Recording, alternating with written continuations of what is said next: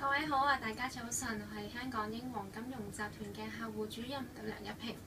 咁琴日國際現貨金嘅價格啦，咁最終都係收跌嘅，咁收市咧就收喺1285.8美元嘅，咁都下跌咗4.1美元。咁琴日最高咧都去過1293.7美元啦，咁最低咧曾經都下探到去1281.7美元嘅，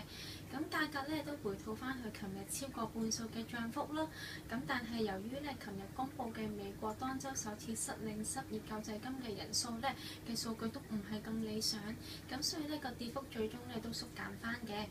咁琴日啦，美國勞工部公布嘅數據顯示咧，美國嘅3月29號當週季調後初請失業金嘅人數咧就增加咗16,000人，咁就去到326000人嘅，咁都創咗啦最近5個禮拜以嚟咧最高嘅水平，咁預期咧係316000人嘅。咁美國嘅2月份貿易赤帳字咧，咁都擴大咗423億美元嘅，咁都創咗去年9月以嚟最大嘅水平啦。咁預期咧嘅赤字就係385億美元。咁另一方面啦，美聯儲琴日都宣布，負責美聯儲金融穩定事務嘅理事呢，即將會喺今年離任嘅。咁主要啦，都係因為佢同美聯儲大部分嘅官員啦，都存在一啲唔係咁啱嘅理念啦。因為佢係一個好堅定嘅鷹派，咁都主張貨幣政策咧應該要係適當咁樣收緊嘅。咁而歐洲央行方面咧，亦都將決定咗咧，將會個利率咧係維持喺0.25% 嘅紀錄低位，咁都如市場普遍預期咧係不變嘅。咁今日嚟講啦，咁投資者咧都應該重點去密切關注翻呢一個嘅非農就業報告啦，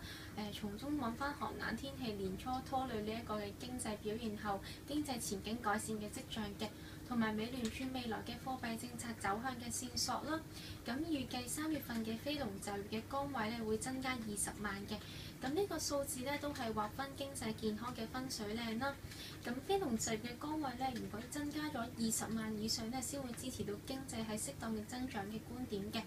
咁失業率嘅預計咧就將會下降，預計佢係下降0.1%啦，咁就去到6.6%嘅。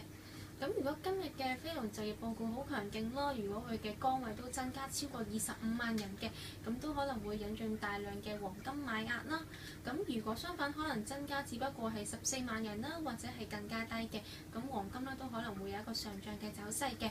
咁中國嚟講啦，咁今日建議大家咧可以喺1287美元咧嗰度沽貨嘅，咁止賺咧可以設置喺1272美元，咁止損咧可以設置喺1297美元嘅。